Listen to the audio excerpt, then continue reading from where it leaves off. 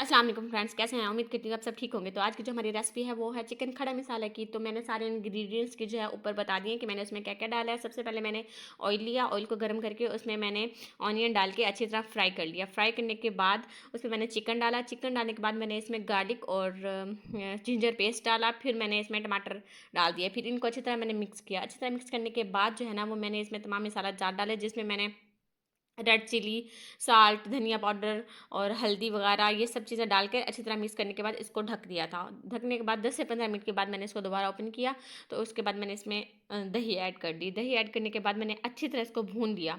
भूनने के बाद इसको मैंने कवर कर दिया था। कवर करने के बाद ये मेरा जो है वो रेडी है, और इसको मैं गार्निशिंग के लिए जो है मैंने सब्ज़ मिर्च और कोरिएंडर जो है ना उसके ज़रिए मैंने इसको गार्निशिंग किया, और ये हमारा रेडी है। Thank you. अगर मेरी वीडियो अच्छी लगे